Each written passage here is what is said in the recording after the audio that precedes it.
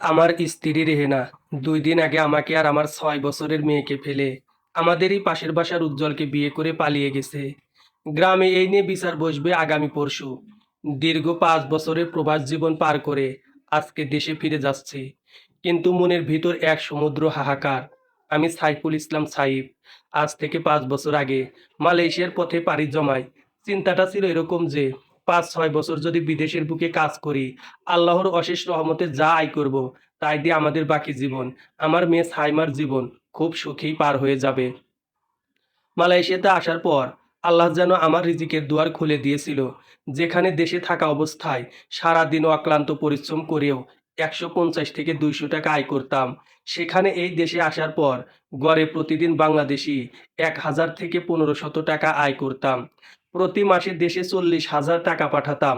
10,000 টাকা দিয়ে সংসারের যাবতীয় খরচ আর 5,000 হাত খরচ করতে বলতাম। বাকি 25,000 টাকা প্রতি মাসে ব্যাংকে রাখতো আমার স্ত্রী রেহেনা। আমি সবাইকে চমকে দেওয়ার জন্য কাউকেই বলিনি যে আমি 4 দিন পর বাড়িতে ফিরব। কিন্তু বিধাতা হয়তো অন্য কিছুই চেয়েছিলেন।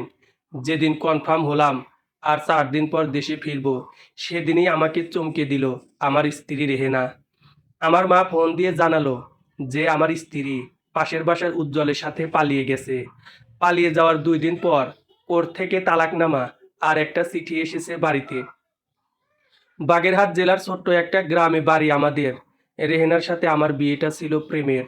আমার বাবা মা সহজে মেনে নিলেও রেহেনার বাবা এলাকার ধনী ব্যক্তি হওয়াতে আমাদের বিয়ের পর তিনি রেহেনার সাথে সমস্ত সম্পর্ক ছিন্ন করে।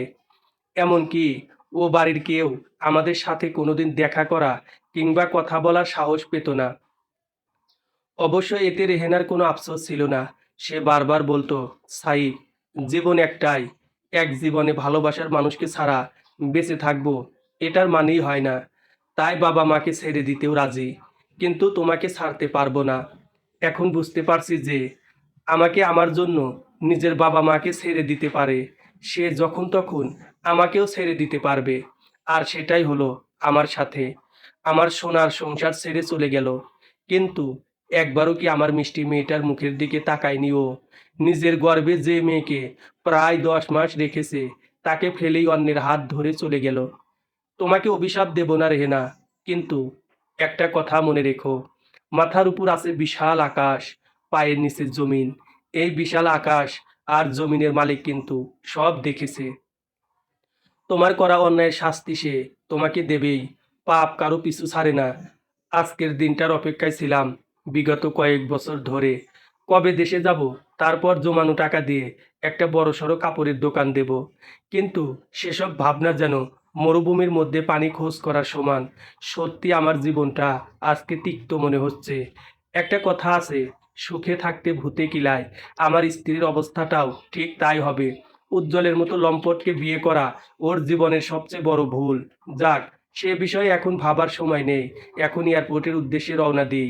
ব্যাগ গোছাতে গিয়ে হঠাৎ নেকলেসটা হাতে পড়লো। মালয়েশিয়ার প্রায় 15,000 দাম নিয়েছে, যেটা বাংলাদেশের টাকায় 3 লক্ষের একটু বেশি হয়। হ্যাঁ, এটা আমার স্ত্রীর জন্যই কিনেছি, কিন্তু এখন আমার স্ত্রী যে নেই। যাই হোক, এখন তাড়াতাড়ি গুছিয়ে এয়ারপোর্টের উদ্দেশ্যে রওনা দিই। পিঠে একটা ব্যাগ আর হাতে একটা ব্যাগ নিয়ে গ্রামটিতে পা দিলাম। মনে হয় কিছুক্ষণ আগে হালকা বৃষ্টি হয়েছে। গ্রামে পা দিতেই নিজের জন্মভূমির চিরচেনা সেই মিষ্টি গন্ধে মন ভরে উঠেছে।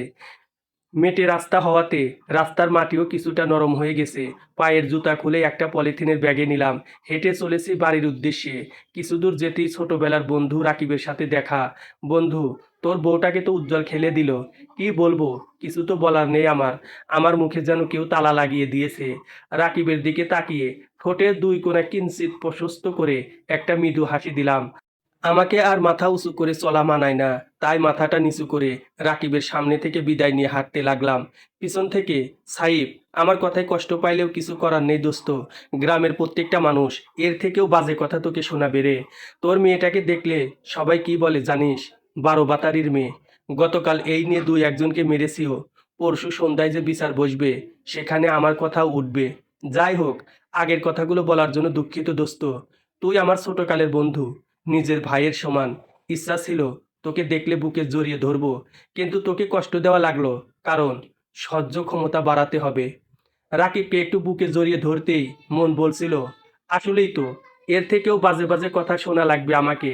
আবারও রাকিবের দিকে তাকিয়ে মৃদু একটা হাসি দিয়ে বাড়ির পথে এগিয়ে যেতে লাগলাম। ওই দেখ, 12 বাতারি প্রথম বাতার যাচ্ছে। রাস্তা দিয়ে হাঁটার সময় পাশের দোকান থেকে কেউ একজন কথাটা বলে উঠল, 5 বছর আগে যখন বিদেশে গিয়েছিলাম তখন এখানে দোকান ছিল না। বেশ ভালোই মনে আছে, এই জায়গাটায় বিরাট এক গর্ত ছিল। এই পাড়ার সবাই এই গর্তের মধ্যে আবর্জনা ফেলতো। সময়ের বিবর্তনে আবর্জনার গর্ত এখন পরিণত হয়েছে চায়ের দোকান। অবশ্য এদের কথার ইঙ্গিত দেখে এটা এখন আমার কাছে আর চায়ের দোকান মনে হচ্ছে না। খালি চোখে দেখলে মনে হবে একটা চায়ের দোকানে কিছু মানুষ বসে আছে, কিন্তু অন্তর দিয়ে দেখলে দেখা যাবে আবর্জনার স্তূপের উপর মানুষরূপী কিছু আবর্জনা বসে আছে, যাদের খেয়ে দেয়ে কাজ নেই, শুধু অন্যের মাথার উপর বাঁশ ভাঙার জন্য বসে থাকে। থামিয়ে দিয়ে যে কে কথা বলেছে বোঝার চেষ্টা করছি। কণ্ঠ শুনে মনে হলো উত্তরপাড়ার রমিজ। এখনো মনে আছে, আমি যখন দেশে ছিলাম এই রমিজ পাশের বাড়ির একটা মেয়ের সাথে অসভ্যতামি করার জন্য গ্রামের বিচারে মাথা টাক ও চুনের পানি মাথায় ঢেলে দেওয়া হয়েছিল। ওর দিকে তাকিয়ে একটা মুচকি হাসি দিলাম। জানি ও আমার এই হাসির অর্থ বুঝে গেছে, তাই মাথা নিচু করে নিল। আর এতক্ষণ যারা ওর কথায় হাসাহাসি করছিল তারাও ভদ্র ছেলেদের মতো শান্ত হয়ে গেল। বাস্তবতা বড় অদ্ভুত। তুমি ঘোর অন্যায় করলেও নিজের দোষ চোখে পড়বে না, কিন্তু অন্যের ধুলো পরিমাণ ভুলকে তুমি পাহাড় সমান বড় করবে। যাই হোক, এখন এসব আবর্জনার সাথে কথা বলতে ইচ্ছা নেই, তাই নিজের বাড়ির দিকে রওনা দিলাম। বাড়িটা বাইরে থেকে দেখছি যেমন রেখে গেছি তেমনই আছে, তবে চালের টিনগুলো নতুন। সূর্যের আলো যখন টিনের উপর পড়ছে, নতুন টিনগুলো হীরার মতো চকচক করছে। বাড়ির ভিতর প্রবেশ করে দেখলাম পাড়া প্রতিবেশী কিছু মহিলা মায়ের পাশে বসে আছে, বাবার পাশেও আশেপাশের কিছু চাচারা বসে আছে। আমার মেয়েটা ওর ফুপুর কাছে রয়েছে। আমাকে প্রথম আমার মেয়েই বাড়ির ভিতর ঢুকতে দেখে। আব্বু বলে ফুপুর কোল থেকে নেমে দৌড়ে আমার কাছে চলে আসে। হাতের ব্যাগটা মাটিতে রেখে মেয়েকে কোলে তুলে নিলাম। 2 দিন মা পাশে নেই, তাই মেয়েটার মুখখানা একদম শুকনো লাগছে। আব্বু, আম্মু আমাকে ফেলে চলে গেছে, তুমিও কি চলে যাবে? আমি মেয়ের কপালে একটা চুমু দিয়ে বলি, আব্বু, এই যে একবার বিদেশ থেকে চলে এসেছে, আর আমার পিচ্চি পরিটাকে ফেলে কোথাও যাবে না। মায়ের দিকে তাকিয়ে দেখলাম আঁচল মুখে দিয়ে নিজের কান্না আটকানোর বৃথা চেষ্টা করছে। ছোট বোন সুমাইয়া এগিয়ে এসে, ভাইয়া, কেমন আছিস তুই? বাড়ির সবাই জানে আমার মন খারাপ কিংবা কষ্ট লাগলে রুক্ষতা নিয়ে একটা মুচকি হাসি দিই। এখনো তাই করলাম। বোন বলল, জানি তুই ভালো নেই ভাইয়া, তবুও 5টা বছর পর তোর সাথে দেখা হচ্ছে, তাই এই কথাটা বলতেই হয়। আবারও মুচকি হাসি দিলাম, তবে এবার চুপ না থেকে কিছু কথাও বললাম। আল্লাহ আমাকে খুব ভালো রেখেছে রে বোন, আগামীতেও ভালো রাখবে। ভাইয়া, এত বড় ঘটনা ঘটে যাওয়ার পরও বলছিস তুই ভালো থাকবি? বোনের কথা শুনে বরাবরের মতো আবারও মিষ্টি হাসি দিয়ে বললাম, আল্লাহ যা করেন তার বান্দার ভালোর জন্যই করেন। আমি যদি আমার ধৈর্য হারিয়ে ফেলি তাহলে আমার ইমান দুর্বল হয়ে যাবে বোন, তাই সদা আল্লাহর কাছে শকর গুজার করি। বোন আর কোনো কথা না বলে ব্যাগ দুইটা নিয়ে চলে গেল। আমি মেয়েকে কোলে নিয়ে মায়ের কাছে গেলাম। মা, তুমি কেমন আছো? আমার কথার উত্তর দিতে পারলো না মা। হু হু করে কেঁদে উঠল। মা, এমনভাবে কেঁদো না, এমনভাবে কাদার কিছু কি ঘটেছে আদৌ? তুই কেমন আছিস বাবা? আলহামদুলিল্লাহ মা, আমি খুব ভালো আছি। এসব কি হয়ে গেল রে খোকা? যাকে মেয়ের মতো ভালোবাসতাম সে আমাদের সাথে এত বড় বেইমানি করলো কিভাবে? মা, এখন এসব আজে বাজে চিন্তা বাদ দাও। বাবার সাথেও হালচালের কথা বলে মেয়ে সুমাইয়ার কাছে দিয়ে নিজের ঘরে ফ্রেশ হতে গেলাম। ড্রেসিং টেবিলের সামনেই আমার, রেহেনার আর আমার মেয়ে সাইমার একটা ছবি রয়েছে। মালয়েশিয়া যাওয়ার 2 দিন আগে তোলা ছবিটা। মেয়েটার বয়স তখন 1 বছর। ছবি উঠতে হলে যে ক্যামেরার দিকে তাকাতে হয়, তখন সেই বুদ্ধি ওর হয়নি। তবুও রেহেনার ইচ্ছা ছিল আমি চলে গেলেও এই ছবিটা দেখবে, আর মনে হবে যে আমি ওদের সাথেই আছি। আসলে কি থেকে কি হয়ে গেল আমি কিছুই বুঝতে পারছি না। এটা কোনো দুঃস্বপ্ন কেন হচ্ছে না? ঘুমটা ভেঙে যাক, আমার সুন্দর দিনগুলো ফিরে আসুক। কিন্তু আফসোস, সেসবের কিছুই হবে না। একদিন পর গ্রামের বিচারের মজলিসে বসে আছি। আমি বাবা, রেহেনার বাবা, উজ্জ্বলের বাবা গ্রামের গণ্যমান্য ব্যক্তিরা, আর এসব দেখে মজা মারতে আসা গ্রামের অন্য অন্য সাধারণ লোকজন। বিচার কার্য শুরু হলো। প্রথমেই মোড়ল সাহেব কথা বললেন, স্বামী যদি স্ত্রীর চাহিদা পূরণ করতে না পারে, তাহলে সেই স্ত্রী স্বামীকে ছেড়ে দিতেই তো পারে। তাই আমার দৃষ্টিতে সাইফুল মিয়ার বউ অন্যের সাথে বিয়ে করেছে, এটাকে আমি খুব একটা খারাপভাবে নিচ্ছি না। আমি বললাম, চাচা, বলতে পারেন আমি কোন দিন থেকে আমার স্ত্রীকে অভাবে রেখেছিলাম? সাইফুল মিয়া, তুমি মোটামুটি শিক্ষিত ছেলে, আশা করি আমার কথার মানেটা বুঝতে পেরেছো। আমি টাকা পয়সা বা সম্পদের কথা বলিনি। একটা মেয়ের আরও কিছু চাহিদা আছে। সাইফুল মিয়া, চাচা, বিদেশে যাওয়ার কথা সেই প্রথম আমাকে বলেছিল। আমি বলি নাই। আমি বলেছিলাম মাঠের 1 বিঘা জমি আছে, ওইটা বিক্রি করে একটা ব্যবসা করি। কিন্তু সে আমাকে বলেছিল, না, তুমি বাইরে যাও, সেখানে অনেক টাকা আয় করবে, তারপর আমাদের ভবিষ্যৎ জীবন সুখের হবে। মোড়ল চাচা উজ্জ্বলের বাবাকে উদ্দেশ্য করে বলল, জমির ভাই, তোমার কি মতামত? আমার কোনো মতামত নেই আফজাল ভাই। ছেলে প্রাপ্তবয়স্ক হয়েছে, তাই তার নিজের সিদ্ধান্ত নেওয়ার ভূমিকা আছে, এতে আমার কথা বলার কিছুই নেই। আমার শ্বশুর জীবনে কোনোদিন আমার সাথে কথা বলেনি, এমনকি নিজের পরিবারের কাউকেই কথা বলতে দেয়নি। কিন্তু আজকে যে সে আমার পক্ষ নিয়ে কথা বলবে, আমি ভাবতেই পারছি না। উনি গলা খাকারি দিয়ে বলা শুরু করলেন, মেয়েটাকে কোনোদিন চুল পরিমাণ কষ্ট দেয়নি, ছোট থেকে আদর দিয়ে বড় করেছি, ছোটোখাটো দোষগুলো চোখে পড়তো না, পড়ার কথাও না। বাবা মা ছেলে মেয়ের ছোটোখাটো ভুল ত্রুটি খুব একটা বুঝতে পারে না, এটাই প্রকৃতির নিয়ম। আমাদের ক্ষেত্রেও তার ব্যতিক্রম হয়নি। মেয়ের দোষ খুঁজে পেতাম না। যাই হোক, মেয়ে বড় হলো, নিজ হাতে বিয়ে দেব চিন্তা করলাম, কিন্তু আমার সেই স্বপ্নটা স্বপ্নই রয়ে গেল। আমার মেয়েটাই ছেলেটাকে বিয়ে করলো, আমাকে দেখিয়ে বলল আমার শ্বশুর।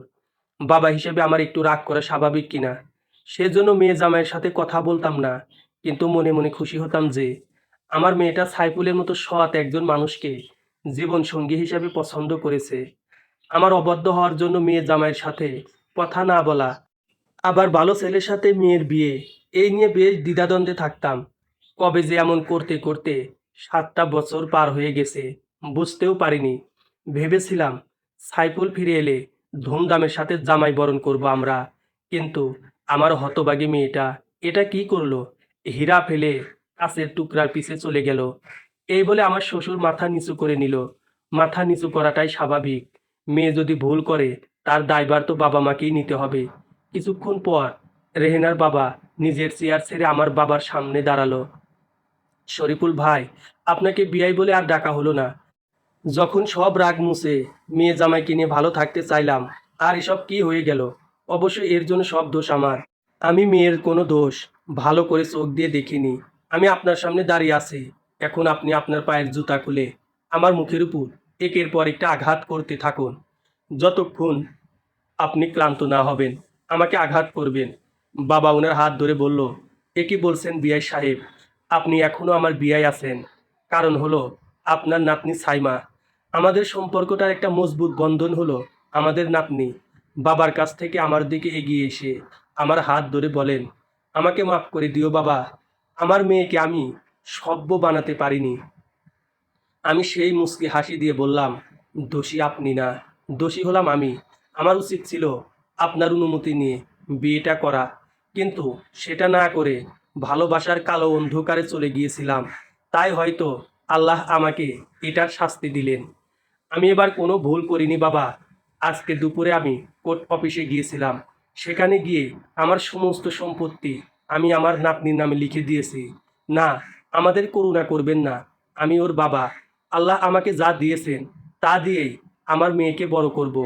উনি আমার হাত ধরেই বললেন, এটা সাইমার হক বাবা, ওর প্রাপ্য ওকে দিয়েছি। এখানে করুণার কিছু নেই, যার অধিকার তাকে দিচ্ছি। এখানে আর কথা বলতে চাই না। তাছাড়া গ্রামে এই বিচার কিসের, এটাই আমার মাথায় আসছে না। যারা গেছে তো গেছে, এখন এখানে আলোচনা করলে ফিরে আসবে কি না? আর যদি ফিরে আসেও, তাহলে আমি কি মেনে নেব? না, সেটাও কোনোদিন না। তাহলে গ্রামের লোকজন জড়ো করার মানে হলো গ্রামের বাকি সবাইকে চায়ের দোকানে কিংবা পাড়ার মহিলাদের পুকুরে একসাথে গোসল করতে গিয়ে মজা করার বস্তুর ব্যবস্থা করে দেওয়া। তাই গ্রামের মানুষজনের বিনোদন দেওয়ার উপকরণ বন্ধ করে সবাই যার যার বাড়ির উদ্দেশ্যে রওনা দেই। আমার মেয়েটাকে এখানে আনিনি, কারণ কেউ না কেউ ওর মায়ের নামে খারাপ কথা বলতে পারে। এটা মাথায় ছিল। তখন ওর মায়ের নামে বলা বাজে কথাগুলো সারা জীবন ওর মনে গেঁথে থাকবে। রেহেনার সাথে এই গ্রামে অনেক স্মৃতি। সন্ধ্যার আগে চুপি চুপি দেখা করা, ওর জন্য বাজার থেকে ঝালমুড়ি কিংবা বাদাম কিনে নিয়ে যাওয়া, শীতের দিন টাটকা রস জোগাড় করে কুয়াশার সকালে একসাথে খাওয়া। ভাবলেই বুক ফাটায়, একটা দীর্ঘশ্বাস ছাড়া কিছু করার থাকে না। কালই চলে যাব এই গ্রাম থেকে আমার মেয়েকে নিয়ে, বাবা মাকে দেখার জন্য। সুমাইয়া তো আছেই। ঢাকায় গিয়ে নিজের একটা পাকাপোক্ত জায়গা পেলে ওদেরকেও নিয়ে যাব। পরদিন বাসে বাগেরহাট থেকে খুলনাতে আসলাম।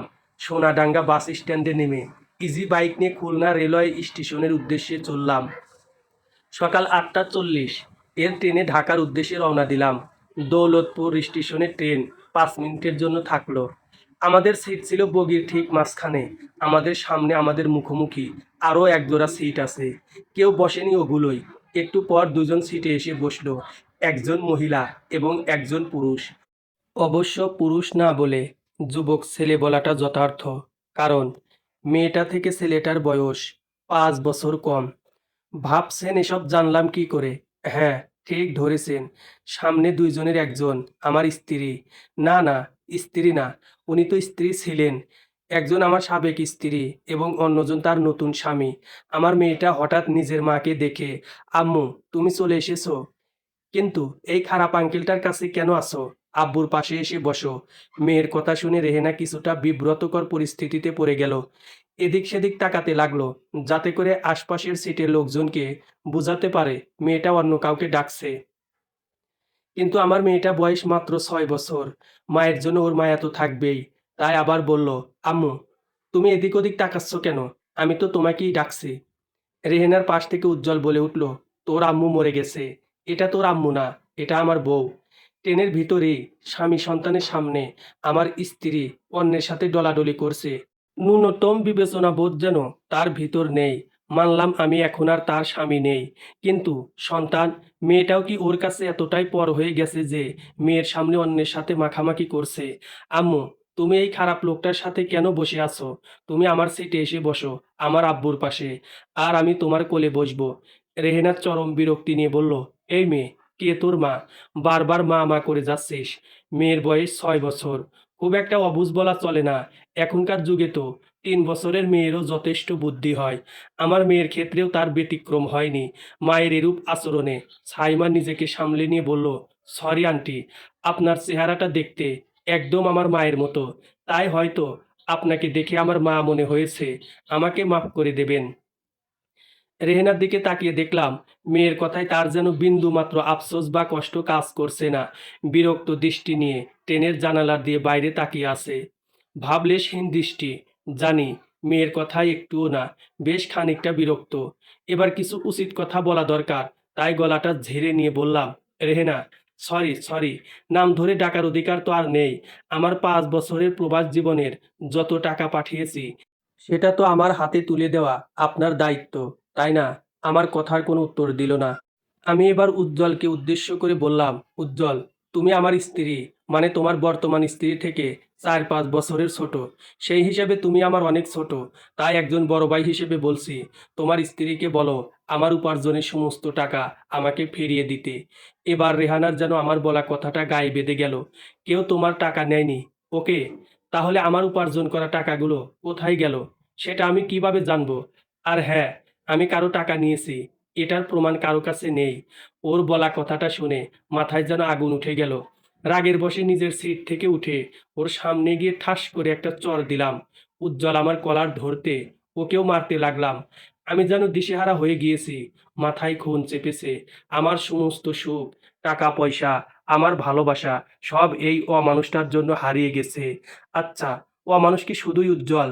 না না, ও একা কিভাবে হয়? ও যতটা অপরাধী তার সমান অপরাধী রেহেনাও। ট্রেনের গার্ডে থাকা পুলিশ এসে আমাকে উজ্জ্বলের থেকে আলাদা করলো।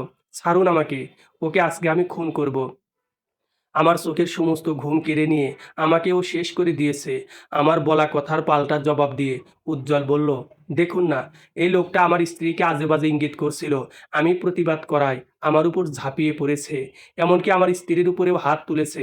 পুলিশ ভালোভাবে উজ্জ্বল আর রেহেনার দিকে তাকালো। অনেকটা ভ্রু কুঁচকে বলল, আপনার স্ত্রী মানে? উনি তো আপনার থেকে বেশি বয়সের মনে হচ্ছে। উজ্জ্বল কিছুটা ইতস্তত হয়ে আবার নিজেকে স্বাভাবিক করে নিয়ে বলল, এটা হলো ভালোবাসা। যেখানে ভালোবাসা আছে সেখানে বয়স কোনো বিষয় না। এই বলে রেহেনাকে নিজের কাছে টেনে নিল। ও নিজেও নির্লজ্জের মতো করে আবার উজ্জ্বলের বুকে ঢলে থাকলো। একজন মা মেয়ের সামনে এটা করছে কিভাবে? কিন্তু ওকে বলার অধিকার আমি হারিয়েছি। ওর কথা ভাবলেই যেন সারা দেহ গুলিয়ে আসছে। এক্ষুনি যেন বমি হয়ে যাবে। পুলিশ আমার হাতে হাতকড়া পরিয়ে বলল, দিন দুপুরে পাবলিক ট্রেনে অসভ্যতামি করছিস? তোদের মতো মানুষের জন্য দেশটা নষ্ট হচ্ছে। অফিসার, শুধু তো অন্য পাশের কথাটাই শুনলেন, আমারও তো কিছু বলার থাকতে পারে, তাই না? তাহলে আমাকে বলার সুযোগ কেন দিচ্ছেন না? একজন ছেলে বলছে তার স্ত্রীর সাথে বেয়াদবি করছিলি, তোকে বাধা দেওয়ায় তুই ওর উপর হাত তুলেছিস, আবার নাকি ওর স্ত্রীর উপরেও হাত তুলেছিস। এর বেশি তো আর কিছু জানা নেই। মেয়েটা পুলিশের পা ধরে বলল, পুলিশ আঙ্কেল, আমার আব্বু কোনো কিছু করেনি। ওই যে মহিলাটা ওই খারাপ লোকটার সাথে রয়েছে, উনি আমার মা। আমার আব্বুর স্ত্রী। ওই খারাপ মহিলাটা আমার আব্বুকে তালাক দিয়ে এই লোকটাকে বিয়ে করেছে। পুলিশ যেন কিছুটা গোলক ধাঁধায় পড়ে গেল। তারপর রেহেনাকে জিজ্ঞেস করলো, এই বাচ্চাটি যা বলছে সেগুলো কি সত্য? রেহেনা সম্পূর্ণ অস্বীকার জানিয়ে বলল, কেউ একজন আপনাকে বলে দিল যে সে আমার মেয়ে, আর আপনি মেনে নেবেন? কেউ একজন বলে দিল সে আমার স্বামী ছিল, আর আপনি মেনে নিলেন? এদের কাউকেও আমি চিনি না। আমরা তো অভিযোগ দিয়েছি তারা আমাদের সাথে অসভ্যতামি করেছে, কিন্তু বিশ্বাস না হলে বাকিটা আশেপাশের সিটের লোকজনের কাছে শুনুন। জানি আশেপাশের লোকজন রেহেনার কথার সাথেই তাল মেলাবে। যদিও তারা কিছু শোনেনি, তবুও তারা আমাকে আরও দোষী বানাবে। কেউ কেউ পারলে দুই এক লাইন বেশি জুড়ে দেয়। মানুষ বড়ই অদ্ভুত প্রাণী। চোখে দেখা জিনিসের থেকেও কানে শোনা বা মানুষের মুখের কথা নিয়ে ভাবে বেশি। আমাকে আর আমার মেয়েকে ট্রেনের ওই বগি থেকে পুলিশ তাদের কাছে নিয়ে গেল। উদ্দেশ্য ঢাকায় নেমে আমাকে জেলে দেওয়া। রেহেনার সামনে থেকে যাওয়ার সময় বলেছিলাম, এই পৃথিবীর মালিক যিনি, বিচার করবেন তিনি। তার চোখ ফাঁকি দেওয়ার ক্ষমতা একটা পিঁপড়ারও নেই। আর তুমি তো মানুষ। আজকে যেই মেয়েকে তুমি অস্বীকার করলে, একদিন এই মেয়েকে পাওয়ার জন্য তুমি নিজের মাথা ঠুকে মরবে। তবুও সেদিন তুমি মেয়েকে পাবে না, কারণ জন্ম দিলেই মা হওয়া যায় না। মা এমন একটা শব্দ যেটা জন্ম দেওয়ার সাথে সম্পর্ক যুক্ত না। একজন জন্ম দিয়েও মা হতে পারে না, আবার আরেকজন জন্ম না দিয়েও মা হয়ে যায়। তুমি প্রথম ক্যাটাগরিতে পড়ো, জন্ম দিয়েও মা হতে পারোনি। আজ থেকে ভালোবাসা, মা এই শব্দগুলো শুনলে কিছুটা শ্রবণকটু শোনাবে। কারণ একজন মা তার স্বামীকে অস্বীকার করতে পারে, কিন্তু নিজের সন্তানকে না। আর রেহেনা আজকে সেটাই করে দেখালো। ঢাকায় যাওয়ার পর আমাকে আর সাইমাকে থানায় নিয়ে যাওয়া হয়। কয়েকদিন পর আমাকে থানার কারাগার থেকে বড় জেলে চালান দেওয়া হয়। আর মেয়েকে বাড়িতে পাঠিয়ে দেবে পুলিশ নিজ দায়িত্বে। ততদিন আমার মেয়েকে ওরাই দেখাশোনা করবে। কারাগারে বসে আছি। মেয়েটা বাইরে একটা চেয়ারে বসে আছে, মাথাটা নিচু করে। একটা 6 বছরের মেয়েকে বাবা মাকে নিয়ে কত কিছুই না দেখতে হচ্ছে। কিছুক্ষণ পর প্রায় 25-26 বছর বয়সী মেয়ে থানার ভিতর প্রবেশ করলো। মুখটা ভালো করে দেখে আমি নিজেকে উল্টো দিকে ফিরিয়ে নিলাম, কোনোভাবেই আমাকে যেন চিনতে না পারে। কিছুক্ষণ পর সাইফ নাম ধরে ডাক দিল। আমি অনিচ্ছা সত্ত্বেও ওর দিকে তাকালাম। এ কি সাইফ, তুমি জেলে কেন? কি করেছো তুমি? হঠাৎ করেই মালয়েশিয়া থেকে উধাও হয়ে গেলে, আজকে দেশে এসে তোমাকে জেলে দেখছি কেন? রিয়াকে কিছুই বলতে ইচ্ছা করছে না। আমি চাই না আমার ব্যথার ভাগ কাউকে দিতে। সত্য জানলে ও আমাকে বিয়ে করতে চাইবে, যেটা আমি কোনোদিন চাই না। তাই কথা কাটানোর জন্য বললাম, ট্রেনে আসার সময় মারপিট করেছিলাম কিছু লোকজনের সাথে। আমি এটা মানি না সাহিব। তুমি আর মারামারি, এটা কোনোদিন বিশ্বাস করব না। একজন অফিসার রিয়ার হাতে একটা ফাইল দিয়ে, এই নিন ম্যাডাম আপনার ফাইল। আমরা সব কিছু ভেরিফাই করে দিয়েছি। আপনি কাল থেকে আপনার অফিস শুরু করতে পারেন। আর হ্যাঁ, এই লোকটাকে কি আপনি চিনেন? হ্যাঁ, উনি আমার ফ্রেন্ড। ফ্রেন্ড? কিন্তু ও তো আপনার থেকে বয়সে। ফ্রেন্ড হওয়ার জন্য বয়স লাগে বুঝি? এখন বলুন, ওকে কেন অ্যারেস্ট করেছেন? যদিও ও আমাকে বলেছে একটা ঘটনা যেটা আমি বিশ্বাস করি না। ম্যাডাম, আপনার এই বন্ধু ট্রেনের ভিতর অন্যের স্ত্রীর সাথে অসভ্যতামি করেছে। শুধু তাই নয়, ছেলেটার সাথে হাতাহাতিও করেছে। রিয়া বেশ অবাক হলো, আমার মুখের দিকে ভালোভাবে তাকিয়ে দেখার চেষ্টা করছে আসলেই এই কাজ আমি করেছি কিনা। হা হা, মুখে কি কিছু লেখা থাকে নাকি যে ও সব বুঝতে পারবে? সাইফ, অফিসার যা বলছে তা কি সত্য? চেয়ার থেকে আমার মেয়েটা উঠে এসে রিয়ার এক হাত ধরে, আন্টি, আপনি একটু আমাদের সাহায্য করুন। আমার আব্বু কারো সাথে বেয়াদবি করেনি। কে তুমি মামনি? আমি বললাম, আমার মেয়ে। রিয়া এবার সাইমাকে কোলে তুলে নিয়ে সারা মুখে চুমু খেতে লাগলো। এরপর সমস্ত মুখে হাত বুলিয়ে দেখছে। জানি না কেন মুখে হাত বুলাচ্ছে। রিয়া সাইমাকে কোলে নিয়েই বলল, সাইফ, তোমার মেয়েটা একদম তোমার মতো দেখতে। এমন মিষ্টি একটা মেয়ের মা হওয়া ভাগ্যের বিষয়। মনে মনেই বললাম, হা হা, তোমার কাছে ভাগ্যের বিষয়, কিন্তু ওকে যে জন্ম দিয়েছে সে নিজেই ওকে ফেলে চলে গেছে। সাইফ, তুমি কিছু বলছো না যে? সাইমা বলল, আমি বলছি আন্টি। আমি সাইমাকে কড়া গলায় বললাম, তুমি কিচ্ছু বলবে না। আমার কড়া কথা শুনে সাইমা চুপ হয়ে গেল। বাচ্চা মেয়ে, যেটা সত্য সেটাই বলতে চায়, কিন্তু ওর সত্য বলাটা যে ওর গর্ভধারিণীকে খারাপ চরিত্রহীনা বানিয়ে দেবে, তাই চুপ থাকাটাই শ্রেয়। রিয়া সাইমাকে বকা দেওয়াটা ভালোভাবে নিল না। সাইফ, এতটুকু মেয়েকে কেন বকা দিচ্ছ তুমি? রিয়াকে কিভাবে বোঝাই আমি? রিয়া সাইমাকে কোলে নিয়ে বাইরের দিকে গেল। এর মানে আমি ভালোই জানি সাইমা ওকে সব সত্য বলে দেবে, নিজের মায়ের ক্যারেক্টার সার্টিফিকেট দেবে।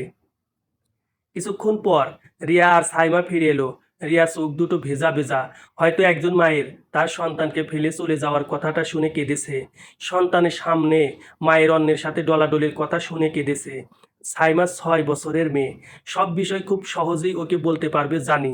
তবুও জিজ্ঞাসা করলাম, রিয়া, তোমার চোখে পানি কেন? তুমি কি কেঁদেছো?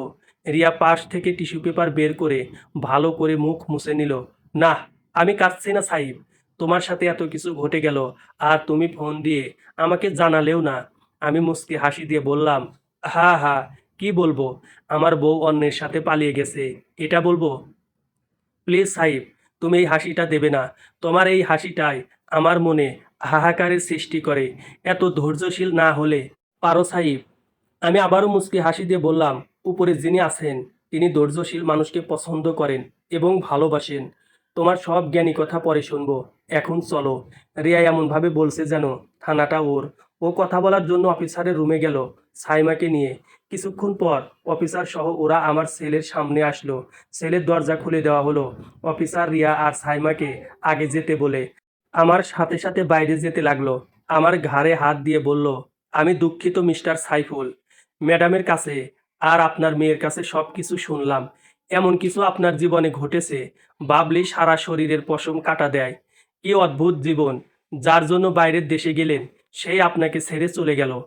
তবে সৃষ্টিকর্তার বিচার অনন্য। যেখানে মানুষের ক্ষমতা শেষ, সেখান থেকে উনার ক্ষমতা শুরু। যার কোনো শেষ নেই, তিনি সব কিছুর বিচার করবেন। আপনার সামনের দিন আরও ভালো হবে ইনশাআল্লাহ। থানা থেকে বিদায় নিয়ে রিয়ার গাড়িতে উঠে পড়লাম। আপনারা ভাবছেন কেন রিয়ার গাড়িতে উঠে পড়লাম? আসলে আমি আমার মেয়েকে নিয়ে আমার আলাদা একটা পৃথিবী গড়তে চাই। কিন্তু অন্য কেউ আপনার মতামতের ভাগ চাইতেই পারে। এমন মানুষ আছে যাদেরকে আপনি ফিরিয়ে দিতে পারবেন না। রিয়াও তেমন একজন মানুষ। রিয়ার পরিচয় তো দেওয়াই হয়নি। রিয়া আহমেদ, বিখ্যাত বিজনেসম্যান রাইসুল আহমেদের একমাত্র মেয়ে। ওর সাথে পরিচয় হয়েছিল মালয়েশিয়াতে। ওখানে পড়াশোনা করতে যায়। তারপর ওর সাথে আমার পরিচয় হয়। কিছুদিন পর হুট করে ও বলে বসে যে আমাকে ভালোবাসে। আমি ওকে সবকিছু বলি যে আমার স্ত্রী সন্তান আছে। তারপর থেকে আর কোনোদিন নিজের ভালোবাসার কথা বলেনি। তবে ভালো একজন বন্ধু হয়ে যায়, যদিও আমি বন্ধুও করতে চাইনি। কিন্তু ওই যে মেয়েদের ইমোশনাল ব্ল্যাকমেইল, তাই ওর সাথে বন্ধুত্ব। ওর পড়াশোনা শেষ হয়েছে হয়তো, তাই দেশে চলে এসেছে। আমাদের জায়গা হয় রিয়ার বাসাতে। ওর বাবা একজন অমায়িক লোক। ভেবেছিলাম কোটিপতি লোক, অহংকারী হবে অনেক। কিন্তু তিনি আমার ভাবনার ঠিক উল্টো মানুষ। রিয়ার ঠিক তার মতো। না আছে অহংকার, না আছে গাম্ভীর্য। আসলেই একটা চরম সত্য হলো, বাবা মা যেমন বানাবে সন্তান ঠিক তেমনই হবে। কোনো বাবা মা যদি সন্তানের সামনে ভিক্ষুককে অবহেলা করে, তবে কোনো দিন সে সন্তান ভিক্ষুকদের ভালো চোখে দেখবে না। এটাই প্রকৃতির নিয়ম। রাইসুল আঙ্কেল যেমন, তার মেয়েও ঠিক তেমন। আর আমার স্ত্রী রেহেনা আর বাবার আদরের কন্যা। যার ভুল কাজ তার বাবার চোখে পড়েনি, কিন্তু জামাই রেখে অন্যের সাথে পালিয়ে যাওয়ার সময় উনি ঠিকই বুঝতে পেরেছেন। তবে এই বুঝতে পারার মূল্য কতটুকু। রিয়ার বাবার বিজনেসেই লিভার ম্যানেজমেন্টের প্রদান করা হয় আমাকে। যদিও এটা আমার যোগ্যতা অনুযায়ী বেশ ভালো চাকরি। রিয়া তো আরো বড় পদ দিতে চেয়েছিল, কিন্তু আঙ্কেল বলল আগে এখান থেকেই শুরু করি, তারপর আস্তে আস্তে শিখে বড় পদ দেবে। ৩ বছর পর, ৩ বছরে আমি অনেক পাল্টে গিয়েছি। একজন বিদেশে কাজ করা সামান্য কর্মচারী থেকে বড় একটা কোম্পানির ম্যানেজার হয়ে গেছি। সব কিছুর জন্য সৃষ্টিকর্তাকে অসংখ্য ধন্যবাদ। মেয়েটা এবার ক্লাস 4-এ উঠল। সাইমা এখন আমাকে ছাড়া রিয়াকেই যেন বেশি চেনে। রিয়া নিজে স্কুলে দিয়ে আসে, আবার ক্লাস শেষ হলে নিয়েও আসে। বিকালে দুজন ঘুরতে যায়। সাইমার সব কিছু যেন রিয়াময়। এগুলোই মায়ের কাজ। হ্যাঁ, মা। রিয়া এখন সাইমার মা হয়ে গেছে। আমি নিজেও জানি না সাইমা যেন কবে থেকে রিয়াকে মা বলে ডাকে। যদিও আমি বারণ করেছি, কিন্তু রিয়া মা বলার বারণকে ফেলে দিয়ে নিজের পাওয়ার দেখিয়ে সাইমার মা হয়ে আছে। মা বাবাকে ঢাকায় নিয়ে চলে এসেছি। বোনকে একজন কলেজের প্রফেসরের সাথে বিয়ে দিয়েছি।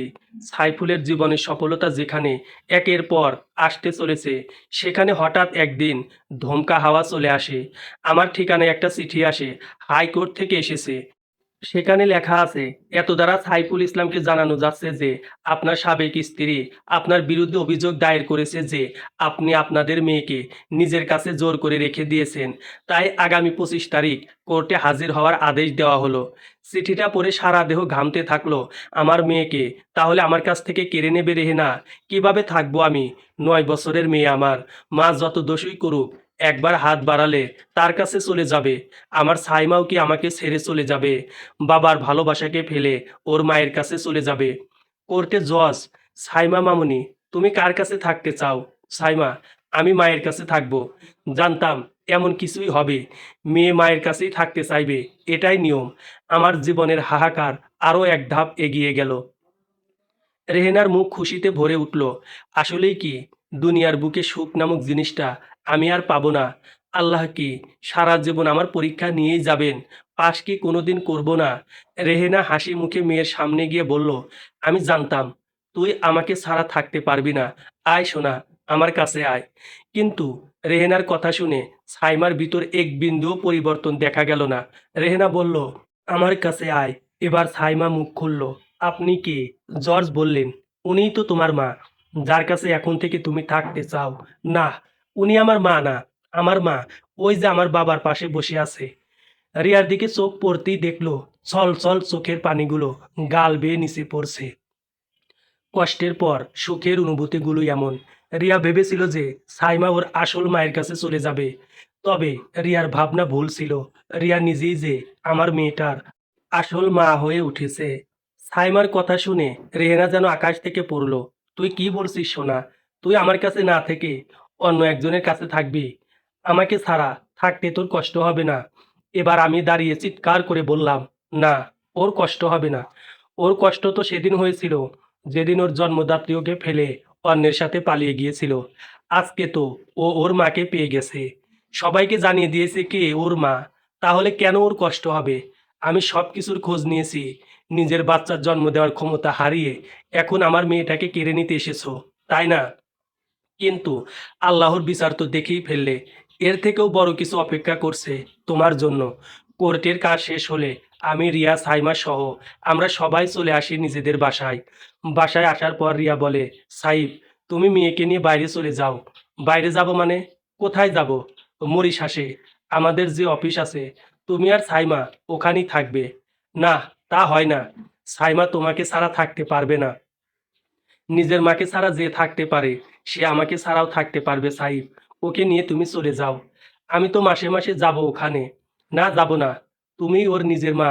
ওকে জন্ম দিলেই মা হওয়া যায় না। কাল কোর্টেই তো সব দেখলে, বাকিটা বোঝানোর দরকার নেই তো।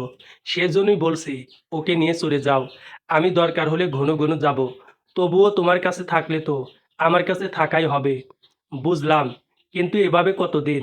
এবার তো বিয়েটা করে নাও রিয়া। তুমি রাজি থাকলেই। ধ্যাত, বারবার এই এক কথা। আমি আর কাউকে নিজের সাথে জড়াবো না রিয়া। তুমি নিজের জীবন গড়ে নাও। তোমার মন পাল্টানোর দায়িত্ব আমার। এখন এসব কথা থাকুক। আমি কালকেই তোমাদের ভিসায় অ্যাপ্লাই করব। 7 দিন পর মরিশাসের উদ্দেশ্যে রওনা দিই। ১ বছর পর একদিন অফিস থেকে ফিরছিলাম। হঠাৎ ফোন বেজে ওঠে। রিসিভ করতেই, "সাইফ, আমাকে মাফ করে দাও। আমাকে তোমার কাছে নিয়ে যাও, প্লিজ।" "কে আপনি?" "আমি রেহেনা। আমাকে মাফ করো।" "যাও, মাফ করে দিলাম। আমাকে কবে তোমার কাছে নিয়ে যাবা?" "টাক বেলতলায় একবার যায়। তোমাকে মাফ করেছি শুধু, কিন্তু নিজের জীবনে জায়গা দিতে না। আমাকে নিয়ে যাও, না হলে মরণ ছাড়া কোনো উপায় থাকবে না।" "কি হয়েছে তোমার?" সেদিন কোর্টে কেস হারার পর থেকে উজ্জ্বলের আচরণ পাল্টাতে থাকে। ওর বাবা ওকে ত্যায্যপুত্র করে দেয় আর সব কিছু থেকে বঞ্চিত করে। এদিকে তোমার সব টাকাও শেষ হয়ে যায়। এরপর ও আমাকে দিয়ে জোর করে শারীরিক সম্পর্ক করায় অন্যের সাথে। আজকে খুব কষ্টে তোমার নাম্বার জোগাড় করেছি। আমাকে বাঁচাও। এদিকে বাবা মারা যাওয়ার পর আমার সমস্ত সম্পত্তি ভাইয়েরা মেরে দিয়েছে। আজকে আমি পাপের সর্বোচ্চ সাজা পাচ্ছি। আর কি বাকি আছে? মৃত্যু। হ্যাঁ, মৃত্যু বাকি। আমি এতটা সৎ না যে আমার জীবনে দ্বিতীয়বার তোমাকে সুযোগ দেব। আমার জীবনে আর কোনোদিন তুমি আসবে না, কোনোদিন না। তুমি বরং আত্মহত্যা করে নাও। তোমার মতো স্ত্রী স্বামীর জন্য কলঙ্ক, তোমার মতো মা সন্তানের জন্য কলঙ্ক, তোমার মতো প্রাণী দুনিয়ার জন্য কলঙ্ক। রাখছি আমি। কলটা রেখে দিলাম। আজকে আমি পাথর হয়ে গেছি। রেহেনা মরলো কি বাঁচলো আর দেখার সময় নেই আমার। আগামী বছর মা-বাবাকে এখানে আনবো। তারপর এখানেই আজীবন সেটেল হব। আজকে সৃষ্টিকর্তার প্রতি আর কোনো রাগ নেই। আগেও ছিল না যদিও, তবে কৃতজ্ঞতা বেড়েই চলেছে। ১৪ বছর পর সাইমা পড়াশোনা শেষ করে আমেরিকা থেকে ফিরছে। আমি, মা-বাবা আর রিয়া আনতে যাচ্ছি এয়ারপোর্টে। আপনাদের মাথায় একটা কথা নিশ্চয়ই ঘুরছে যে রিয়া হয়তো অন্য কোথাও বা আমাকে বিয়ে করে নিয়েছে। না, ও কাউকে বিয়ে করেনি, অন্য কোথায়ও বিয়ে করেনি। আর ওর সাথে আমি করিনি। তবে মেয়ে মরিশাসে ফিরে আগে আমার আর রিয়ার বিয়ে দেবে। তার কথা শুনতেই হবে, কিছুই করার নেই।